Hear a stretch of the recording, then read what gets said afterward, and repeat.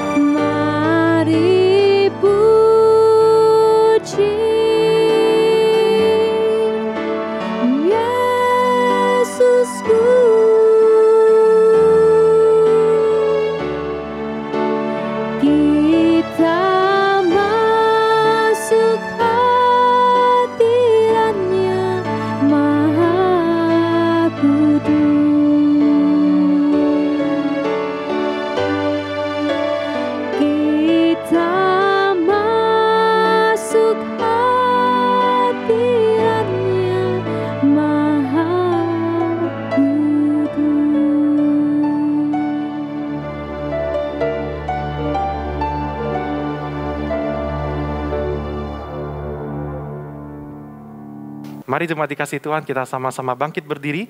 Kita akan memulai ibadah pada hari ini. Biarlah kita boleh sungguh-sungguh terfokus hanya kepadanya.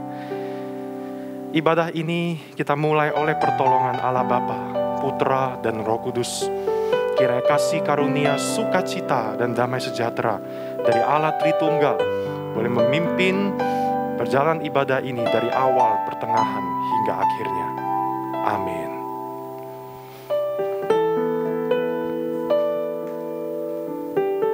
Shalom Bapak Ibu Saudara sekalian. Pada pagi hari ini kita mau mengucap syukur kepada Tuhan atas kasih-Nya kepada kita. Kita mau memuji dan selalu menyembah Tuhan karena Dia layak terima semua pujian dan semua kemuliaan hanya bagi Tuhan kita. Betapa mulianya Tuhan. Mari kita tinggikan, kita mau agungkan nama Tuhan. Mari kita memuji Dia. Katakan, Yesus kau sungguh indah.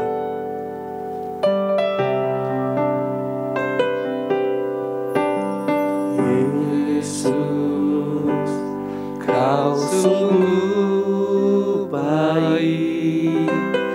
Yesus namamu indah. Yesus puji-Nya kau selalu, ku tinggikan, ku agungkan selamanya. Yesus kau sungguh baik. Yesus namamu indah. Yesus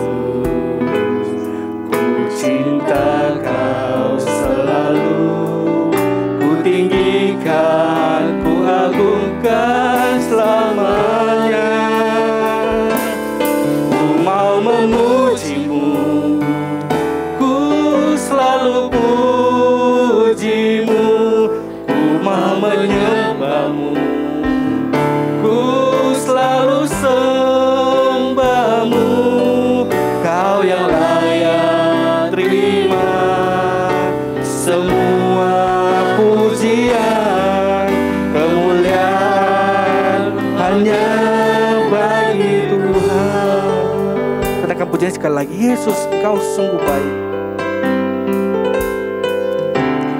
Yesus, Kau sungguh baik. Yesus, namamu indah. Yesus, ku cinta Kau selalu. Ku tinggikan, ku agungkan selamanya. Ku mau memujimu Tuhan, ku mau memujimu. Ku selalu pujimu, ku mau menyembahmu. Ku selalu sembahmu, Kau yang layak terima semua pujian, kemuliaan hanya bagi-Ku. Mau memujimu Tuhan, ku mau memujimu. Ku selalu pujimu, ku mau menyembahmu. Ku selalu sembahmu, Kau yang layak terima semua pujian, kemuliaan hanya bagi Tuhan. Semua kemuliaan dan keagungan, semua kemuliaan dan keagungan tertuju padamu, Tuhan dan Rajaku. Segenap jiwa dan nafasku menyembah Yesus yang hidup. Semua kemuliaan, semua kemuliaan dan keagungan tertuju padamu, Tuhan dan Rajaku. Segenap jiwa dan nafasku menyembah Yesus yang hidup. Sama-sama kita katakan, ku mau memujimu Tuhan. Ku mau memujimu, ku selalu pujimu. Ku mau menyembahmu, ku selalu sembahmu. Kau yang layak terima semua pujian, kemuliaan hanya bagi Tuhan. Kau yang layak, Kau yang layak terima semua pujian, kemuliaan hanya bagi Tuhan. Kami mau memuji Engkau Tuhan. Kami mau selalu memuji Engkau. Kami mau menyembah dan selalu menyembah Engkau Tuhan. Engkau layak terima segala pujian kami Tuhan, segala penyembahan kami. Terima kasih Bapa yang baik. Kami sangat bersyukur pada pagi hari ini kami dapat berkumpul di tempat ini. Kami mau menyembah, memuliakan nama-Mu Tuhan. Kami mau agungkan, kami mau tinggikan nama-Mu. Kami bersyukur atas anugerah yang Kau berikan kepada kami. Pada saat ini kami datang di hadirat-Mu Tuhan. Kami berdoa untuk ibadah ini Tuhan. Engkau yang berkati setiap kami Tuhan yang mengikuti ibadah online ini. Engkau yang menjamah kami Tuhan. Terima kasih Tuhan Yesus. Pada saat ini kami datang ke hadirat-Mu Tuhan. Kami datang untuk meminta ampun atas segala dosa kami. Kiranya Engkau mengampuni ya Tuhan segala dosa kami yang telah kami perbuat Tuhan. Terima kasih Tuhan. Biarlah kemuliaan-Mu, bersama-sama dengan kami Tuhan. Dan nama-Mu ditinggikan Tuhan. Terima kasih Tuhan. Hanya di dalam nama Tuhan Yesus kami berdoa dan mengucap syukur. Amin. Mari kita bersama-sama mengiklarkan pengakuan iman rasuli. Pengakuan iman rasuli. Aku percaya kepada Allah, Bapa yang Maha Kuasa, Khalik langit dan bumi, dan kepada Yesus Kristus, Anaknya yang tunggal, Tuhan kita, yang dikandung dari Roh Kudus, lahir dari anak darah Maria, yang menderita sengsara di bawah pemerintahan Pontius Pilatus, disalibkan, mati dan dikuburkan, turun ke dalam kerajaan maut. Pada hari yang ketiga, bangkit pula dari antara orang mati, naik ke surga, duduk di sebelah kanan Allah, Bapa yang Maha Kuasa. Dan dari sana Ia akan datang untuk menghakimi orang yang hidup dan yang mati. Aku percaya kepada Roh Kudus, gereja yang kudus dan am, persekutuan orang kudus, pengampunan dosa, kebangkitan tubuh, dan hidup yang kekal. Amin. Bapak Ibu Saudara, Mazmur 37 ayat 22 dan 23 berkata, Tuhan menetapkan langkah-langkah orang yang hidupnya berkenan kepadanya. Apabila ia jatuh, tidaklah sampai tergeletak, sebab Tuhan menopang tangannya. Mari kita naikkan pujian ini.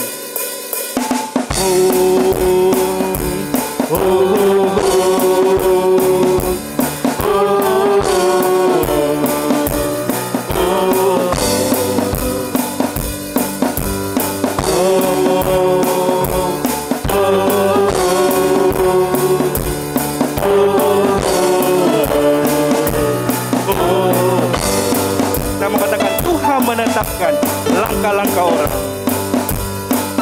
Tuhan menetapkan langkah-langkah orang yang hidupnya berkenan kepadanya. Apabila ia jatuh, tak sampai tergeletak, sebab Tuhan menopang tangannya. Sekali lagi katakan Tuhan menetapkan. Tuhan menetapkan langkah-langkah orang yang hidupnya berkenan kepadanya. Apabila ia jatuh, tak sampai tergeletak, sebab Tuhan menopang tangannya. Katakan tangannya. Tangannya.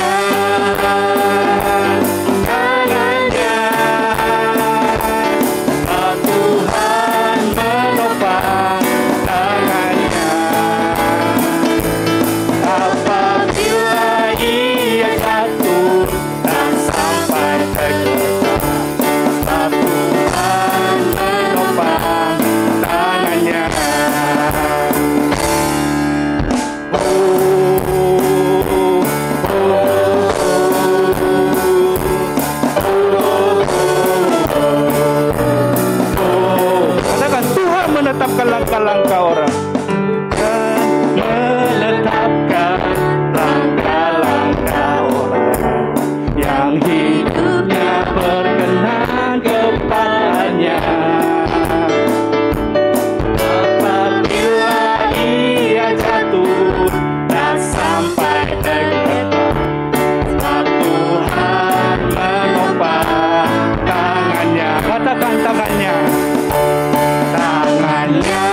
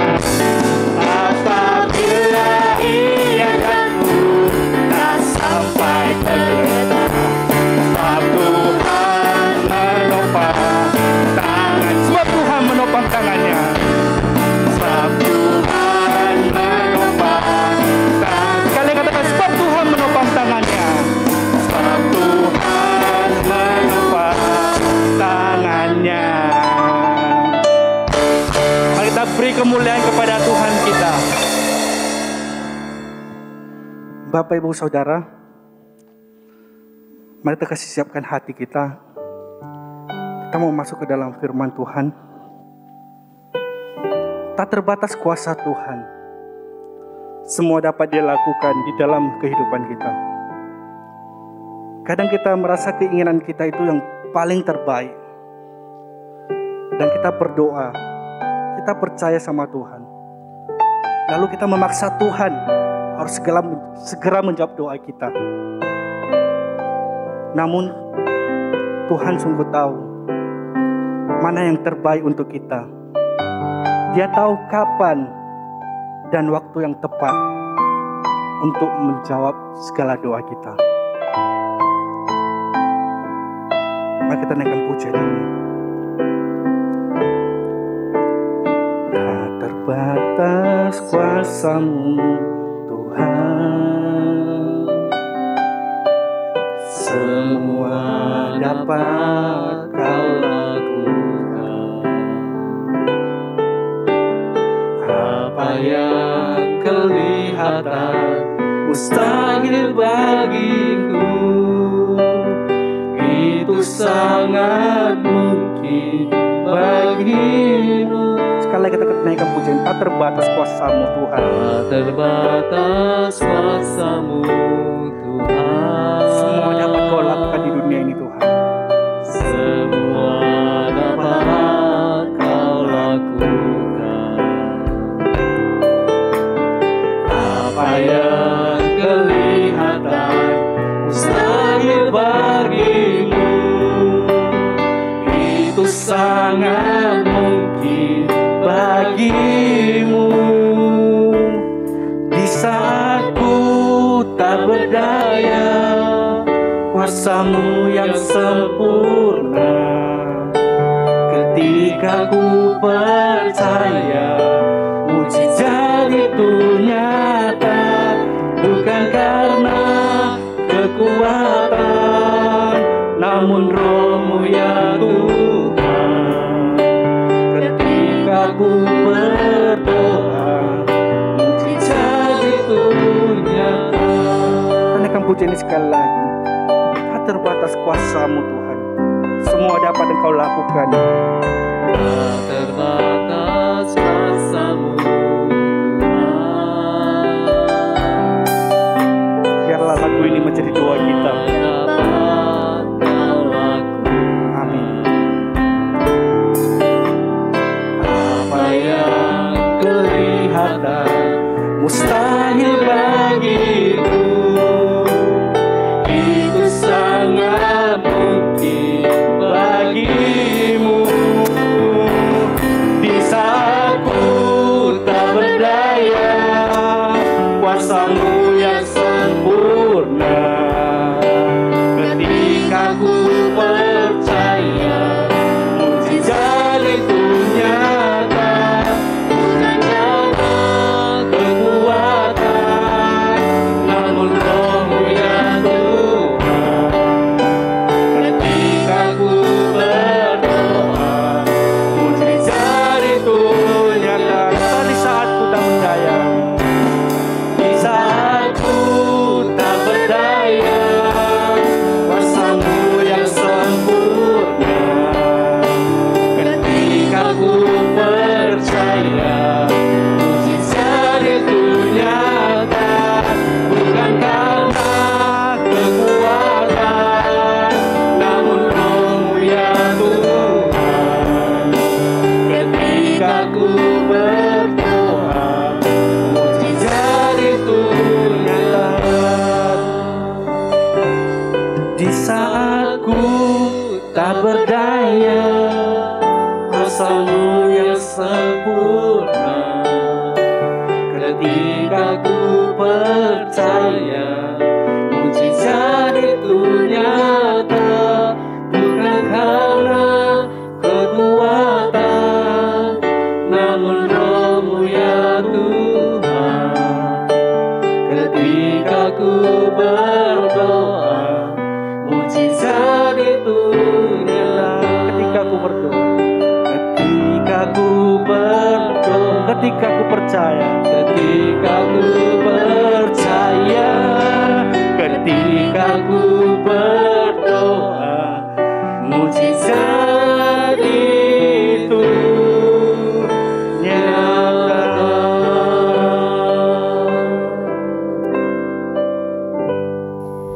Shalom jemaat yang terkasih di dalam Tuhan yang ada di BCS Medan.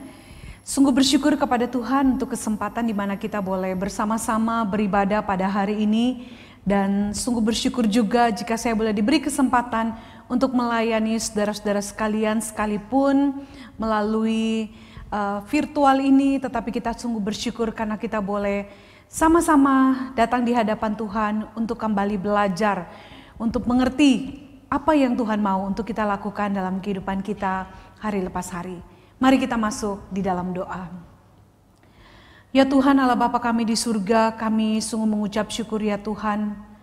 Jika kami melihat kehidupan kami hari lepas hari, kami menyadari itu semata-mata hanya karena anugerah dan kasih setia Tuhanlah, sehingga kami boleh ada sebagaimana kami ada pada hari ini. Dan pada hari ini kami mau belajar kembali firman-Mu. Biarlah kiranya Roh Kudus kembali menerangi hati dan pikiran kami, sehingga kami mengerti apa yang Tuhan mau dan kami benar-benar melakukannya dalam kehidupan kami ya Tuhan. Karena itu Tuhan, berbicaralah kepada kami. Kami siap untuk mendengarkan, untuk belajar dan melakukan firman-Mu dalam kehidupan kami. Di dalam nama Tuhan Yesus kami berdoa, memohon pertolongan-Mu. Amin. Saudara-saudara yang terkasih dalam Tuhan, ada kata pepatah mengatakan tak kenal maka tak sayang. Karena itu sebelum kita membaca bagian firman Tuhan ini, saya ingin memperkenalkan sedikit diri saya. Saya adalah penginjil Malvian Oktavianti yang melayani di GKI Citra Jakarta. Dan bersyukur untuk kesempatan ini, karena itu kita akan sama-sama membuka firman Tuhan dan kita akan belajar firman Tuhan. Saudara, hari ini saya akan mengambil perenungan kita dari Pengkhotbah pasal yang kedua. Tetapi saya tidak akan membaca secara menyeluruh pada saat ini. Kita akan membaca satu ayat saja, nanti baru kita akan sama-sama mempelajari ayat demi ayat yang ada di dalam bagian firman Tuhan ini. Pengkhotbah 2 ayat yang ke-11, demikian firman Tuhan. Ketika aku meneliti segala pekerjaan yang telah dilakukan tanganku dan segala usaha yang telah dilakukan untuk itu, dengan jerih payah, lihatlah segala sesuatu adalah kesia-siaan dan usaha menjaring angin. Memang tak ada keuntungan di bawah matahari. Demikian pembacaan firman Tuhan. Berbahagia yang membaca, merenungkan dan melakukan dalam kehidupan kita hari lepas hari. Saudara, mari kita menyaksikan sebuah cuplikan singkat yang akan kita pelajari bersama-sama.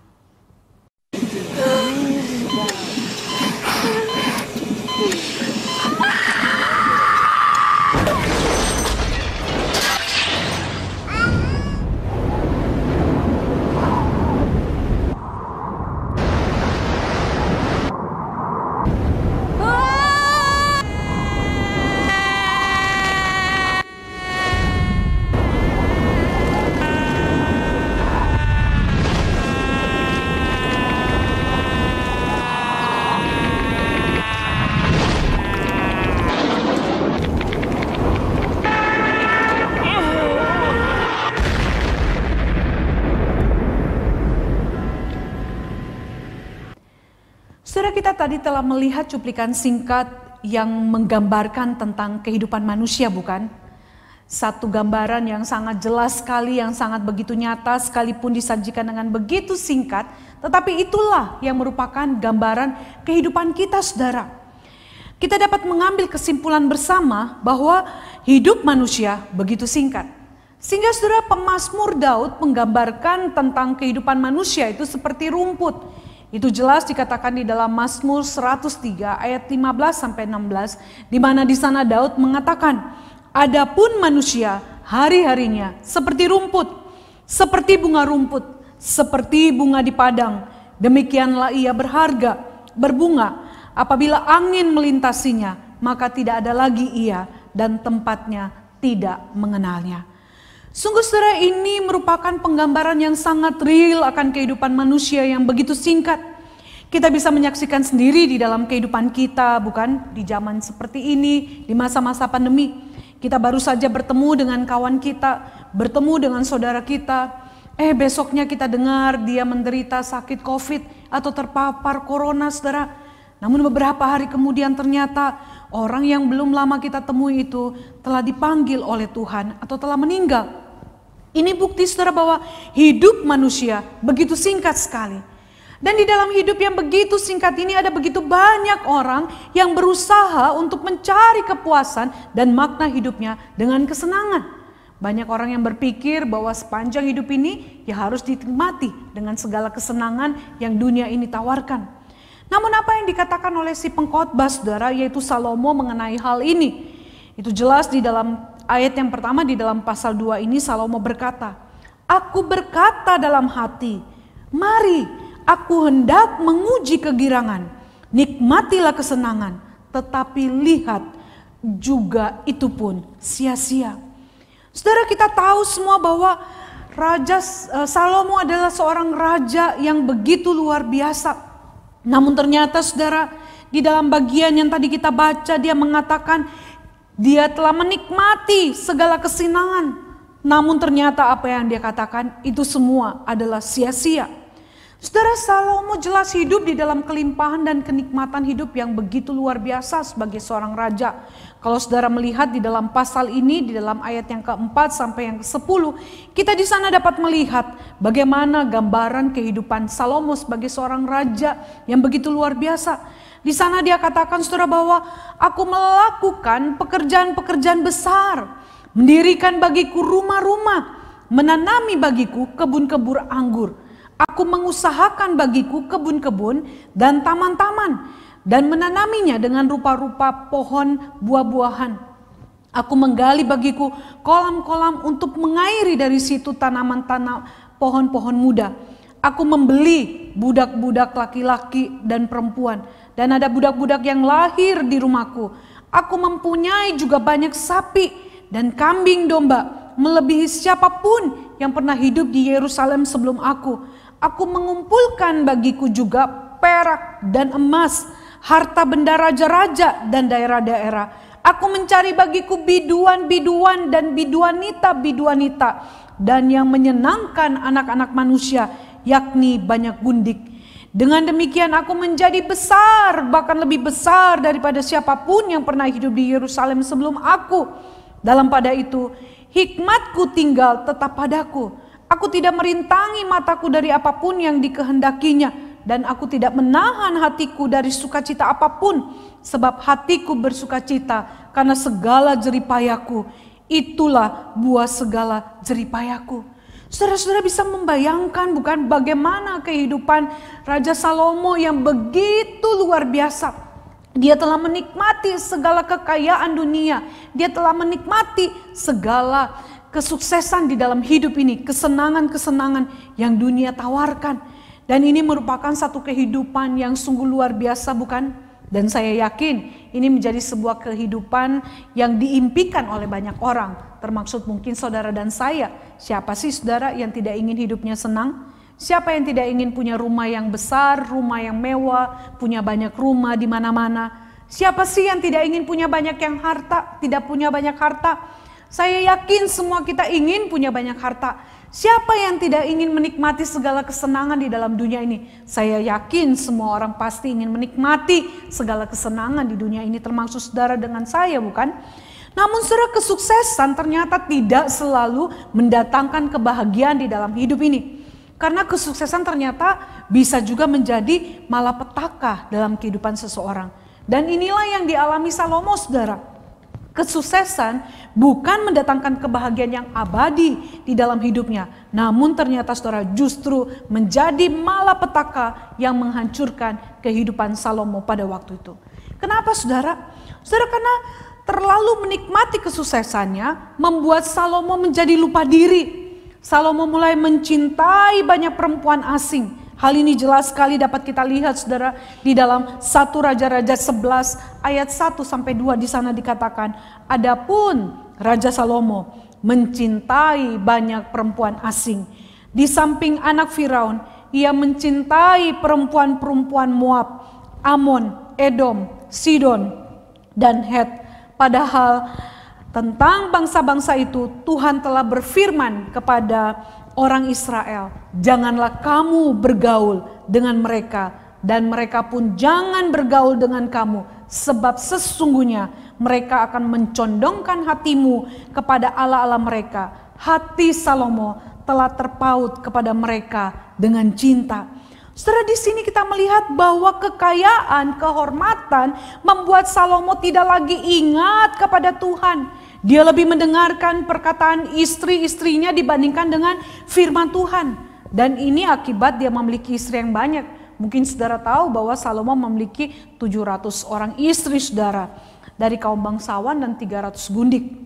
Ya, mungkin pada waktu itu dia berpikir dengan menikahi banyak putri-putri bangsawan, maka dia akan semakin dapat memperluas kerajaannya. Dia semakin dapat menguasai banyak daerah pada masa itu. Namun dia tidak menyadari bahwa justru itulah yang akan membawa dia kepada kehancuran di dalam kehidupannya. Sehingga kita tahu bahwa total istri dari Salomo ada 1000 orang, saudara. Dan kebanyakan dari mereka adalah orang-orang yang tidak mengenal Allah. Orang-orang kafir, saudara. Orang-orang yang menyembah berhala. Bukan orang yang mengasihi Tuhan. Dan akibatnya, saudara, hati Salomo dicondongkan dan jatuh kepada penyembahan berhala. Itu sudah pasti, saudara. Tidak mungkin Salomo dapat bertahan, saudara, dengan keadaan di sekitarnya, istri-istri yang begitu banyak, yang pastinya merayu dia, membujuk dia, sehingga lama-kelamaan dia akhirnya juga mencondongkan hatinya kepada penyembahan berhala. Bahkan Salomo saudara melakukan apa yang jahat di mata Tuhan.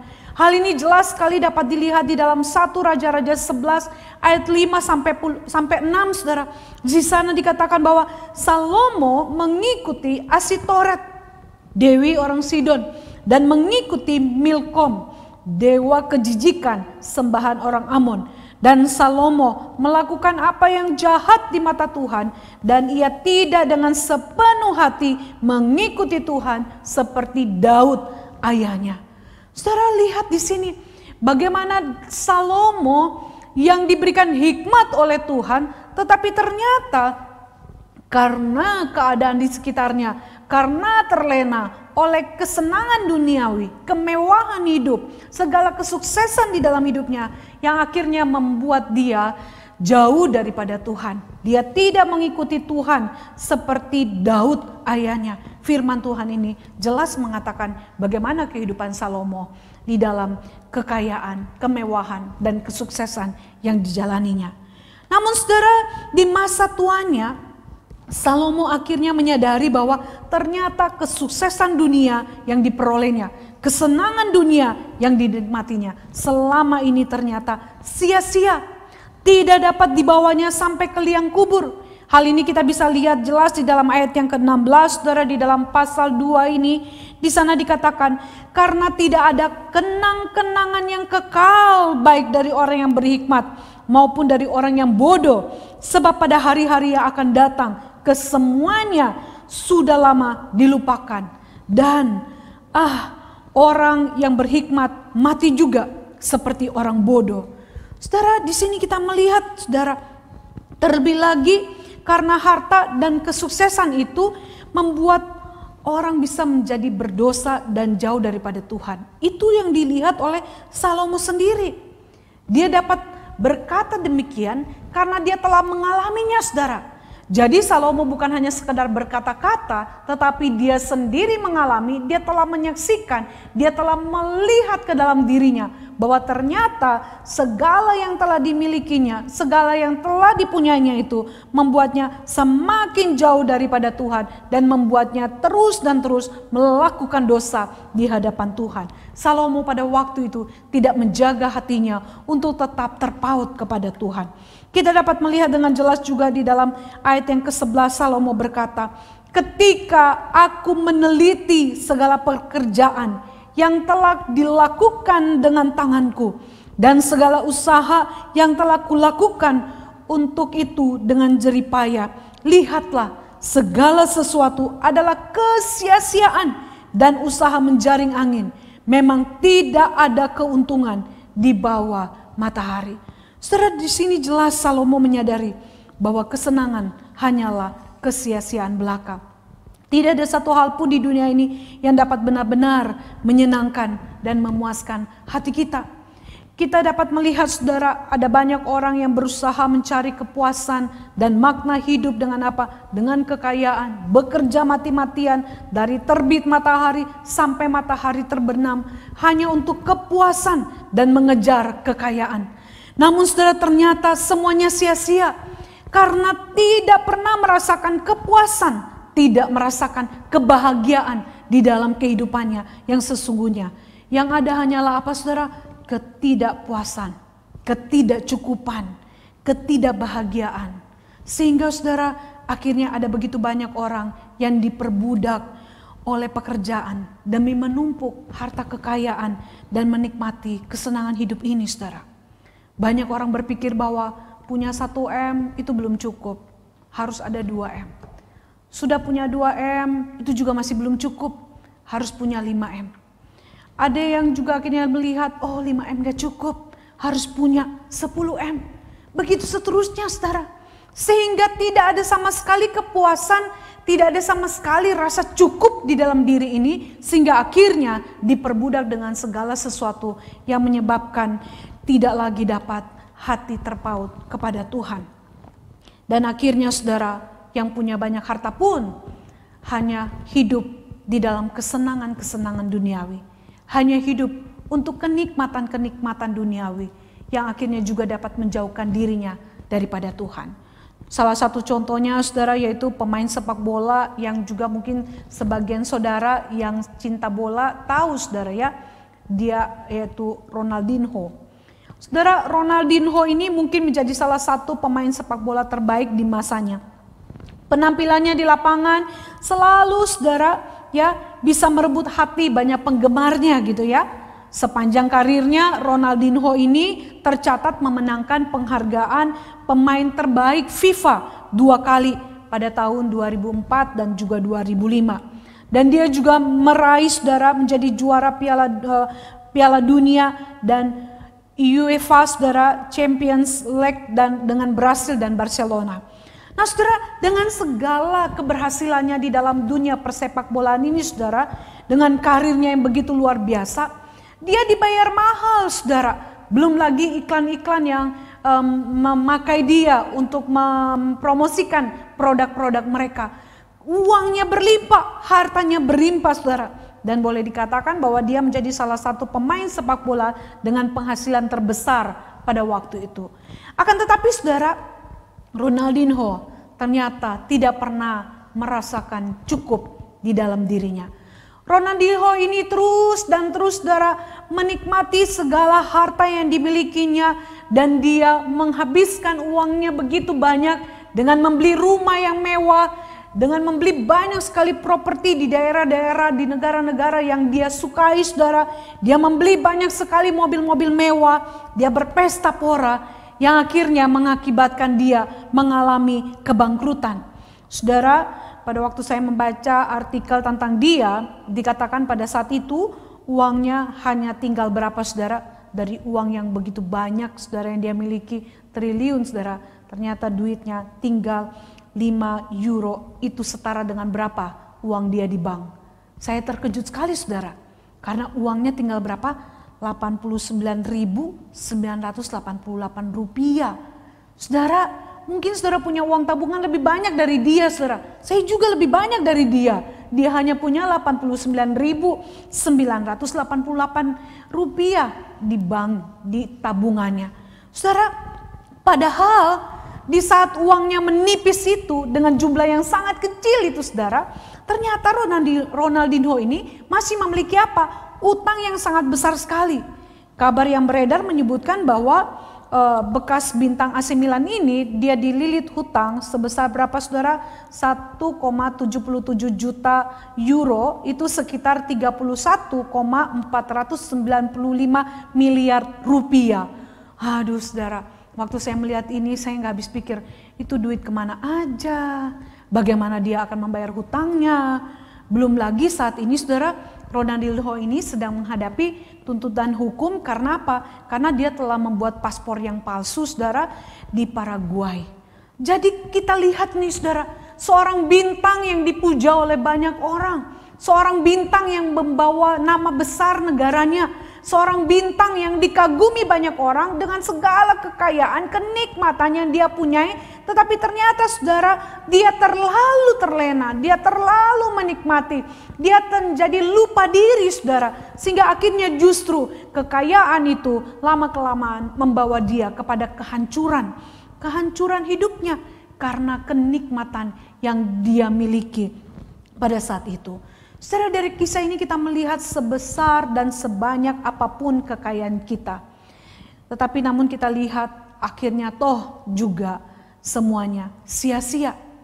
Salomo saudara berkata di dalam Pengkhotbah 2 ayat 22 sampai 23. Apakah faedahnya yang diperoleh manusia dari segala usaha yang dilakukan dengan jerih payah di bawah matahari dan dengan keinginan hatinya? Seluruh hidupnya penuh kesedihan dan pekerjaannya penuh kesusahan hati. Bahkan pada malam hari hatinya tidak tentram. Ini pun sia-sia. Saudara, inilah saudara yang disebut Salomo seperti berusaha menjaring angin. Saudara, ada gak di antara kita yang bisa melihat angin? Merasakan bisa bukan? Kita bisa merasakan angin. Sepoi-sepoi ataupun angin yang kencang. Tetapi apakah ada satupun di antara kita yang bisa menjaring angin itu? Kita membawa jaringan, bahkan mungkin jaring yang setipis apapun saudara, kita berusaha untuk menjaring angin itu. Apakah kita bisa? Apakah kita sanggup? Tidak ada bukan? Dan inilah yang dimaksudkan oleh Salomo saudara, bahwa sekalipun orang bekerja siang dan malam, membanting tulang, dia tidak tidur mungkin dari pagi sampai ketemu malam lagi, sampai ketemu pagi lagi, demikian seterusnya untuk bekerja dan mengumpulkan uang. Tetapi Salomo berkata, kalau semuanya itu ternyata tidak dapat menenteramkan hati, ini pun menjadi sia-sia. Salomo saudara di sini melihat sekeras apapun kita berusaha dan bekerja, kepuasan dan ketidakbahagiaan itu tidak akan pernah ada saudara, kalau kita bekerja tanpa ada kepuasan, tanpa ada rasa syukur, tanpa ada hati yang mengasihi Tuhan. Sebab kepuasan yang sejati saudara, itu bukan berasal dari harta kekayaan yang berlimpah. Kesenangan-kesenangan yang ditawarkan dunia ini, saudara, itu tidak akan pernah saudara memberikan kesenangan yang sejati di dalam diri kita. Sebab kesenangan, kepuasan yang sejati, kebahagiaan yang sesungguhnya, itu semuanya berasal dari Allah saja saudara. Kita harus menyadari bahwa segala sesuatu baru akan benar-benar bermakna bila itu dikerjakan, bila itu dipergunakan saudara, dijalani di dalam hati yang takut akan Allah, takut akan Tuhan.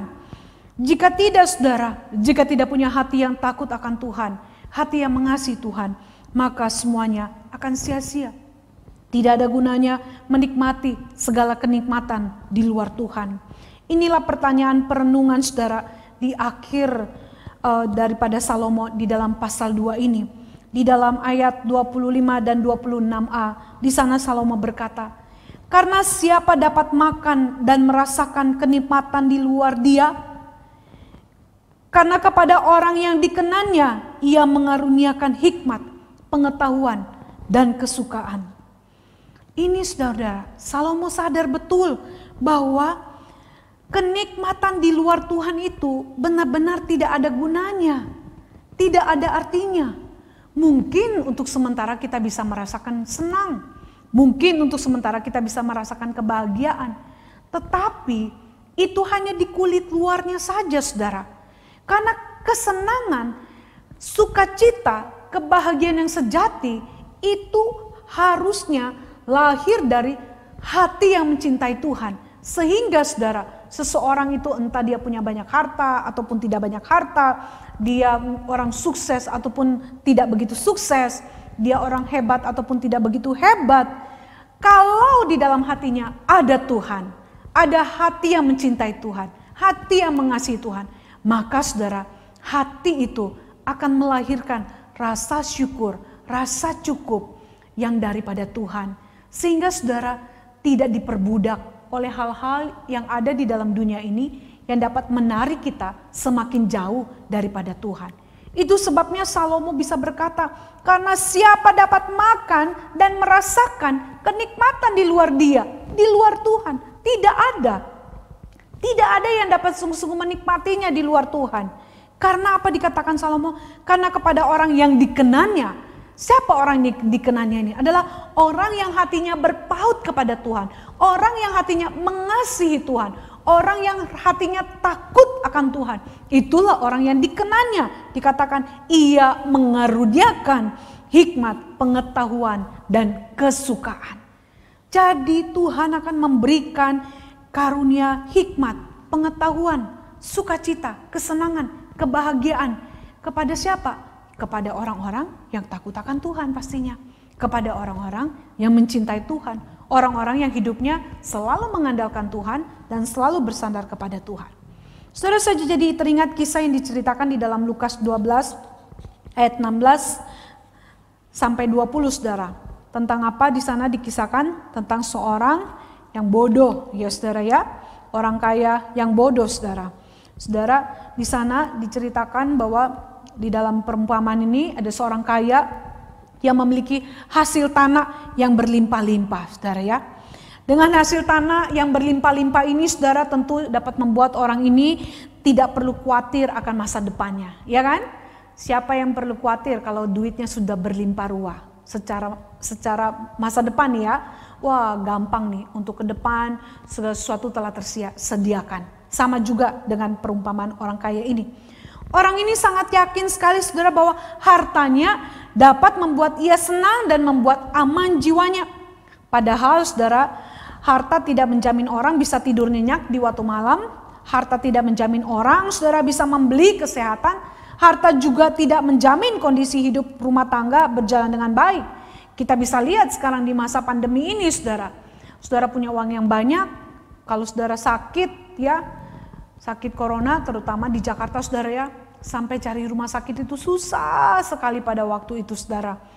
Orang yang punya banyak uang pun terpaksa harus ngantri karena rumah sakit kamar-kamarnya penuh gitu ya, saudara ya. Mau cari oksigen saja susah, setengah mati.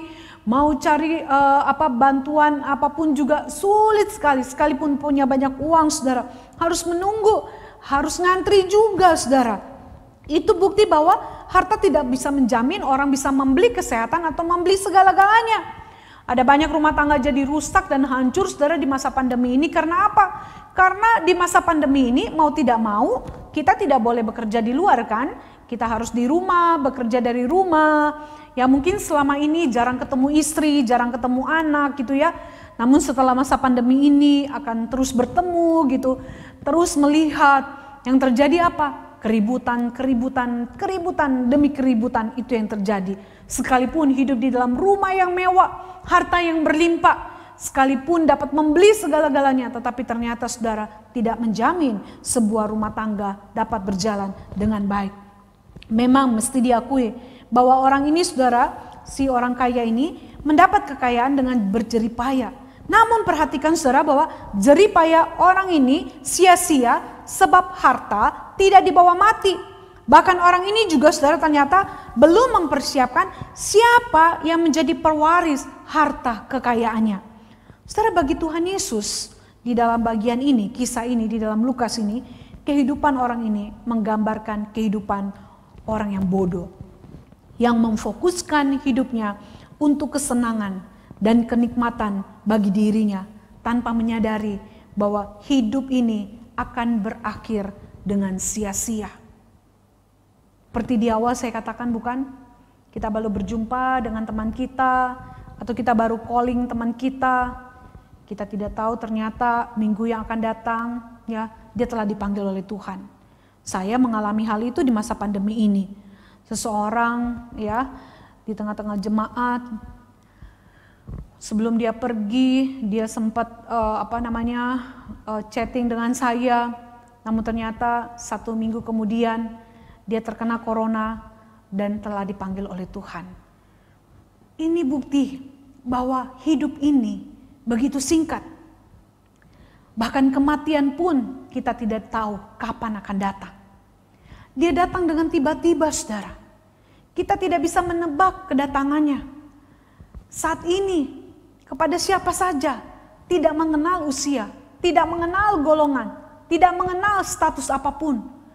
Kematian akan datang kepada orang itu dengan tiba-tiba, kepada saudara dan saya dengan sangat tiba-tiba.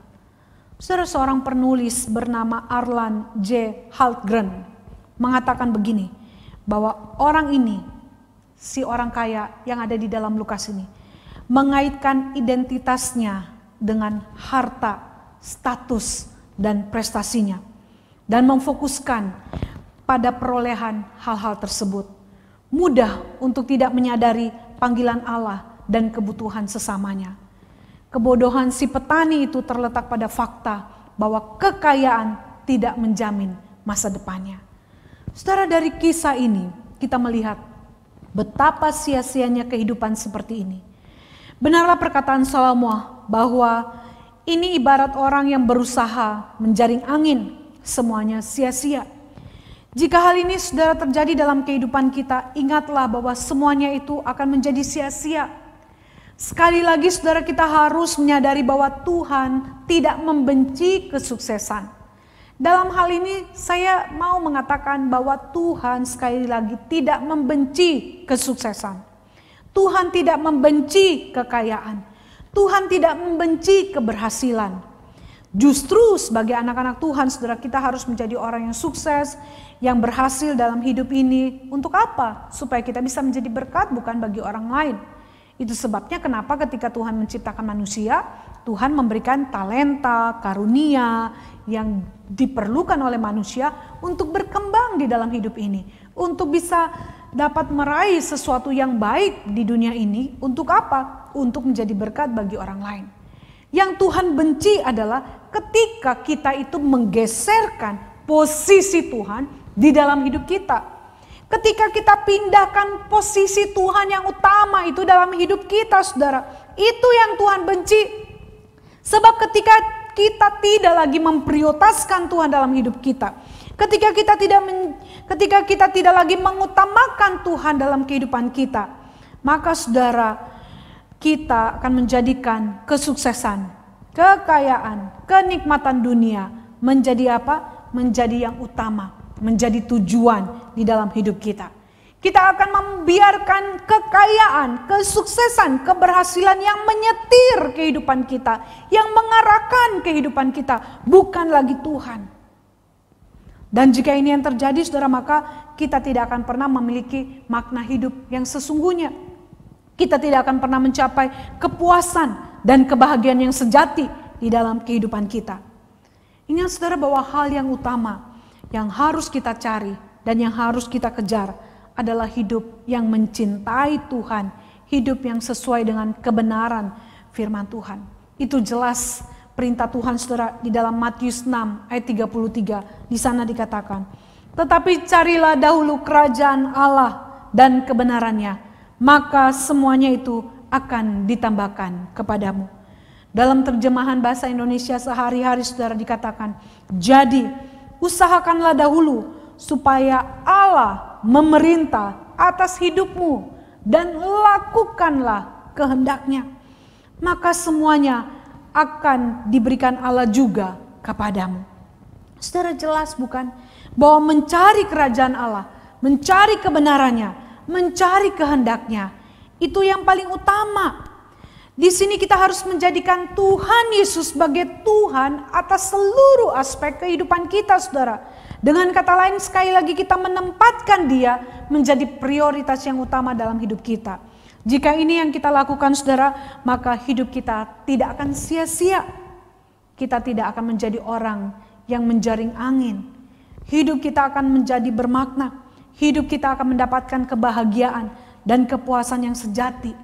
Karena itu saudara, mari selama kita hidup di dunia ini, selama kita belajar, selama kita bekerja, selama kita berusaha, mari jalani semuanya di dalam takut akan Tuhan, saudara. Hiduplah senantiasa dengan memandang kepada kekekalan. Kita yang sudah mengenal Tuhan dan mengalami Kristus, tentunya saudara, kepuasan hati dan makna hidup kita harus kita temukan di dalam Kristus. Dan itu juga yang saya alami sendiri, saudara, dalam kehidupan saya. Ketika saya masih kecil, saya itu dilahirkan dari keluarga yang kaya, saudara. Papa saya sangat sukses sekali.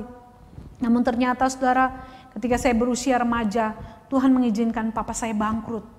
Saudara, pada waktu itu saya mengalami kekecewaan, saya marah kepada Tuhan. Karena saya merasa bahwa Tuhan begitu jahat, Tuhan tidak baik, kenapa saya dan keluarga saya dibiarkan Tuhan untuk mengalami kebangkrutan. Papa saya harus bangkrut. Saya sangat marah saudara, sehingga saya tidak mau membaca Alkitab, saya tidak mau berdoa. Kalau toh berdoa itu hanya sekedar berdoa, tetapi tidak sungguh-sungguh mengarahkan hati saya kepada Tuhan. Karena bagi saya mungkin pada waktu itu hidup itu akan mengalami kebahagiaan kalau kita punya banyak uang. Namun saudara, ketika Tuhan mengizinkan papa saya bangkrut, di situ saudara Tuhan membentuk, Tuhan memproses hidup saya. Sehingga ketika saya berada di seminari Alkitab Asia Tenggara, di sana saya baru menyadari, di sana betul-betul saya menemukan makna hidup yang sejati. Itu hanya ada di dalam Tuhan Yesus Kristus. Kekayaan, harta dalam sekejap itu bisa hilang. Tetapi ketika kita memiliki Kristus di dalam hati kita, maka sukacita itu sungguh berbeda dengan sukacita hanya karena didasarkan kepada hal-hal yang ada di dalam dunia ini, saudara. Kita sekali lagi harus menyadari bahwa kebahagiaan atau makna hidup itu ada di dalam Kristus. Kristus telah mati dan disalibkan untuk menanggung segala hukuman dosa kita. Bagi kita yang percaya, saudara, dan yang sudah menerima Yesus Kristus dalam hidup kita sebagai Tuhan dan Juru Selamat, tidak ada lagi penghukuman untuk kita. Dan ini merupakan satu sukacita, satu kebahagiaan, saudara. Dan oleh sebab itulah respon yang harus kita berikan adalah kita mempersembahkan tubuh kita sebagai persembahan yang hidup, persembahan yang kudus, yang berkenan kepada Allah. Kehidupan yang takut akan Dia, kehidupan yang menyenangkan hatinya. Sebab hanya dengan demikianlah saudara bahwa kita dapat betul-betul mempersembahkan seluruh hidup kita kepada Allah. Dan kita akan menemukan makna hidup yang sesungguhnya hanya ada di dalam Dia. Saudara, Agustinus, Bapak Gereja, mengatakan sebuah kalimat yang sangat indah. You have made us for yourself, O Lord, and our hearts are restless until they rest in you.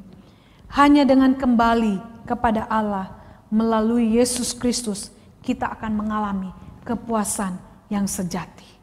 Benar, saudara. Kepuasan yang sejati, kehidupan yang tidak sia-sia, hanya akan kita temukan di dalam Tuhan Yesus Kristus.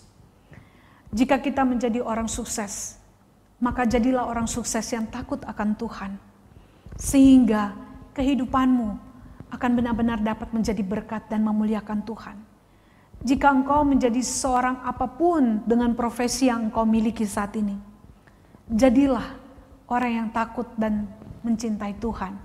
Sehingga melalui profesimu apapun engkau, sekalipun engkau masih saat ini saudara sebagai seorang pelajar, maka kehidupanmu pasti akan dapat menjadi berkat bagi orang lain. Dan kehidupanmu, kehidupan kita tidak akan menjadi sebuah kehidupan yang sia-sia, tetapi kehidupan yang sungguh menyenangkan dan memuliakan Tuhan di sepanjang hidup kita. Karena itu saudara, mari kita kembali kepada Tuhan kita yang adalah sumber kebahagiaan, kepuasan di dalam hidup ini. Seperti Rasul Paulus berkata, karena bagiku hidup adalah Kristus dan mati adalah keuntungan. Bahwa hidup bagi Kristuslah yang akan membuat kita mengalami kepuasan yang sesungguhnya. Hidup bagi Kristus tidak akan menjadikan hidup kita sia-sia, tetapi sungguh-sungguh akan memuliakan Tuhan dan akan mendatangkan sukacita, kebahagiaan, damai sejahtera yang sejati di dalam seluruh kehidupan kita. Amin. Mari kita berdoa. Ya Tuhan, kami bersyukur dan berterima kasih bahwa kami sekali lagi diingatkan melalui pengkhotbah ini. Betapa seringkali kami meletakkan hati kami kepada hal-hal yang ada di dalam dunia. Kami berpikir bahwa dengan memiliki kekayaan, kesuksesan, nama besar, hebat, itulah yang akan mendatangkan sukacita dalam hidup kami. Namun ternyata semuanya itu menjadi sia-sia. Karena kebahagiaan yang sejati, sukacita yang sejati, hanya berasal daripada Tuhan kami Yesus Kristus yang telah mati dan menyelamatkan kami. Karena itu tolong kami Tuhan, bawa kami kembali untuk menjadikan Engkau menjadi prioritas yang utama dalam hidup kami. Sehingga hidup kami benar-benar dapat memuliakan nama-Mu dan dapat menjadi berkat bagi banyak orang. Terima kasih sekali lagi untuk firman-Mu Tuhan. Dan kami bersyukur dan berterima kasih di dalam nama Tuhan Yesus Kristus. Amin. Demikian firman Tuhan, Tuhan Yesus memberkati saudara-saudara sekalian.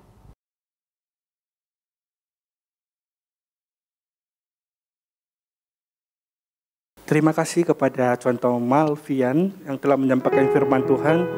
Kiranya setiap kita yang telah mendengar firman Tuhan dapat kita praktekkan di dalam kehidupan kita sehari-hari. Saat ini kita mau berikan persembahan yang terbaik untuk Tuhan kita. Mari kita persembahkan hidup kita, karena itu yang Tuhan mau. Saat ku renungkan hidup bersamamu, seringkali kami melupakan Engkau Tuhan. Tapi pada saat ini kami mau datang ke hadirat-Mu, kami mau persembahkan hidup kami kepadamu Tuhan.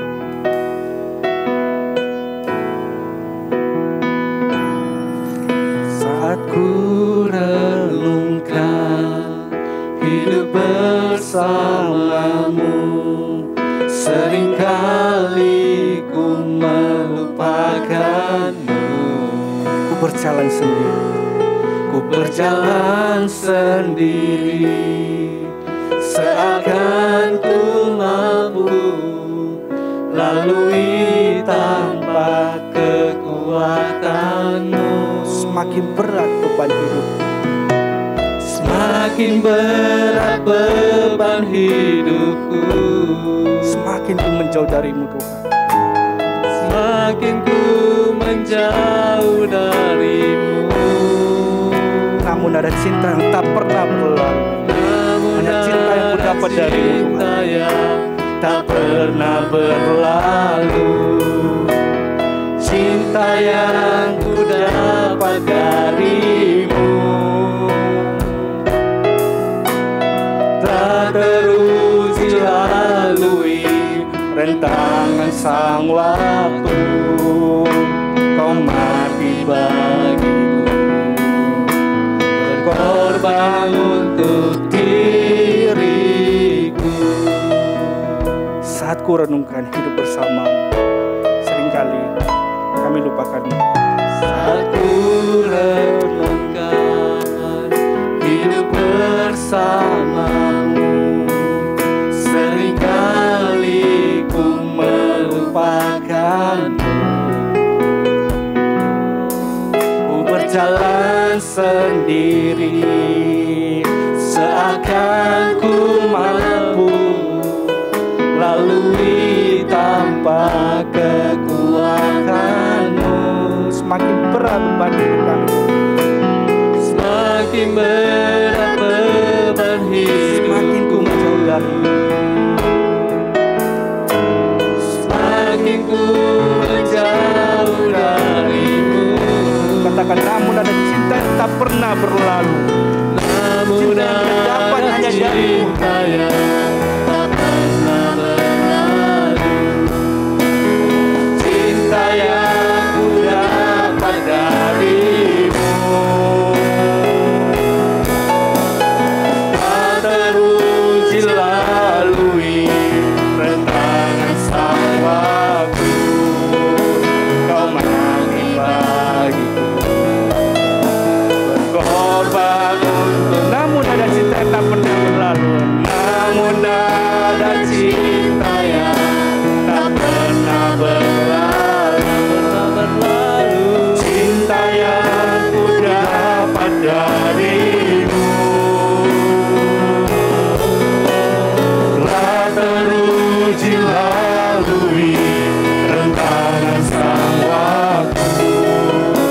Kau mati bagiku, berkorban untuk diriku.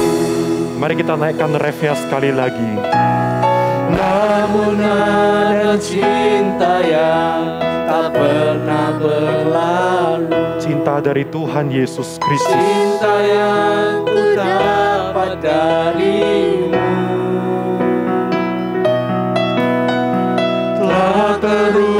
uji lalui rentangan sang waktu, Kau mati bagiku, berkorban untuk diriku. Biarlah kami tidak melupakan cinta-Mu kepada setiap kami. Cinta-Mu yang kekal, cinta yang benar-benar dibuktikan oleh pengorbanan-Mu di atas kayu salib. Terima kasih ya Tuhan, ampuni kami jikalau di dalam keseharian kami, di dalam aktivitas kami seringkali masih melupakan Tuhan. Kami seringkali masih melupakan kasih Tuhan. Dan kami mungkin masih terlalu lebih banyak fokus kepada pekerjaan, masalah, dan hal-hal yang lain lebih daripada Tuhan. Tuhan, saat ini kami mau duduk tenang, kami mau bersandar kepada Tuhan. Kami mau mengingat kembali bagaimana kasih-Mu itu kepada kami. Dan biarlah itu boleh menjadi motivasi kami untuk kami sungguh-sungguh mau setia kepada Engkau. Untuk kami sungguh-sungguh mau mengasihi Tuhan dalam sepanjang kehidupan kami. Kami mau hidup takut akan Tuhan. Kami hidup terus bersandar kepada Tuhan. Mampukanlah kami jemaat-Mu di tempat ini ya Tuhan. Saat ini kami terus menyerahkan untuk setiap pergumulan jemaat-Mu tempat ini. Tuhan yang terlebih tahu, Tuhan yang terlebih mengerti. Tuhan kiranya boleh memberikan kekuatan, memberikan kemampuan pada kami untuk melewatinya, untuk menjalani hari-hari ini yang mungkin berat ya Tuhan. Biarlah ketika kami menjalani hari-hari yang tidak mudah ini, kami juga tetap terus mengingat akan kasih Kristus itu. Kasih yang tanpa batas itu selalu bersama dengan kami. Terima kasih ya Tuhan, pulihkanlah keadaan kami. Kami percaya sebab pemulihan-Mu dalam hidup kami itu selalu tepat pada waktunya, tepat pada waktu-Mu ya Tuhan. Terima kasih Tuhan, saat ini kami terus menyerahkan untuk rumah sakit Muri Teguh Memorial Hospital, baik yang di Medan maupun di Jakarta. Untuk cabang-cabang, Tuhan kiranya boleh terus berikan hikmat, berkati pimpinan, untuk manajemen, untuk staff, untuk setiap karyawan-karyawan yang ada sampai tenaga kesehatan. Tuhan yang terus berikan kesehatan imun tubuh kepada mereka, sehingga setiap mereka dapat melayani dengan baik, dengan fit ya Tuhan. Kami terus menyerahkan secara khusus untuk tenaga medis, tenaga kesehatan. Tuhan terus berikan mereka sukacita, berikan mereka semangat ya Tuhan, ketika mereka harus berhadapan dengan banyak sekali pasien-pasien, khususnya yang di Medan ini ya Tuhan. Kiranya Tuhan yang boleh memberikan kekuatan kepada mereka. Saat ini kami juga terus menyerahkan untuk gereja kami tempat ini. Tuhan yang boleh terus sertai, Tuhan yang boleh berkati, sehingga setiap kami boleh sungguh-sungguh menjadi saluran berkat Tuhan kepada lebih banyak orang lain lagi ya Tuhan. Tuhan yang kiranya boleh terus bersertai untuk hamba-Mu di tempat ini, untuk para pengurus, setiap penata layan ibadah, dan juga untuk setiap program-program yang ada di gereja ini. Kiranya itu semua sungguh boleh menyenangkan hati Tuhan, boleh memuliakan nama Tuhan. Tuhan, kami serahkan untuk pemerintah kami, terus berikan mereka hikmat di dalam mengelola bangsa ini, untuk mereka dapat bisa mengatasi persoalan COVID ini, sehingga bisa lebih baik lagi ya Tuhan. Dan supaya bangsa kami juga bisa beradaptasi untuk kedepannya. Kami serahkan ya Tuhan untuk kebijakan-kebijakan yang akan diambil oleh pemerintah untuk kedepannya. Biarlah semuanya itu boleh sungguh-sungguh menjadi kebaikan untuk bangsa kami. Dan biarlah setiap rakyat boleh sungguh juga menaati setiap peraturan-peraturan yang ada. Kerjasama yang baik di antara pemerintah dengan rakyat ya Tuhan. Terima kasih Tuhan, ini doa dan seru kami, dan inilah persembahan kami ya Tuhan. Tuhan boleh kuduskan, Tuhan boleh pakai itu untuk kebangunan kerajaan-Mu di tempat ini. Di dalam nama Tuhan Yesus Kristus kami semua bersatu hati kami berdoa. Amin. Mari saudara-saudara kita sama-sama menaikkan doksologi, segala kemuliaan hanya bagi nama Tuhan.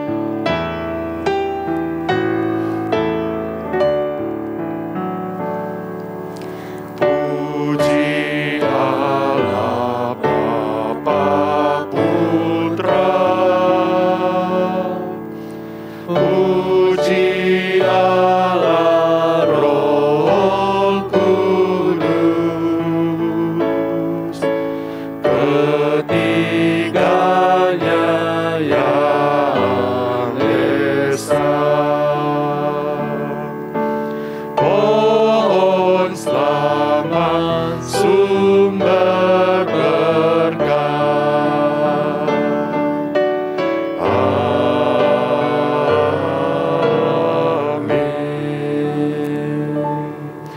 Terima kasih Tuhan untuk ibadah yang kami boleh ikuti hari ini, untuk puji-puji yang kami naikkan. Firman Tuhan yang secara khusus boleh kami dengar, firman-Mu yang mengingatkan kami sekali lagi bahwa segala hidup kami di dunia ini sementara sifatnya.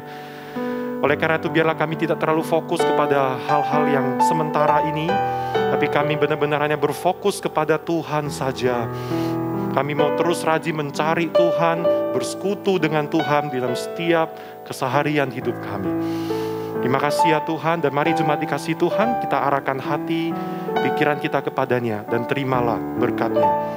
Kiranya kasih yang berlimpah-limpah dari Allah Bapa, damai sejahtera sukacita dari Tuhan kita Yesus Kristus, kekuatan penghiburan dan jaminan tuntunan dari Allah Roh Kudus akan senantiasa memimpin kehidupan kita mulai dari sekarang sampai selama-lamanya. Amin.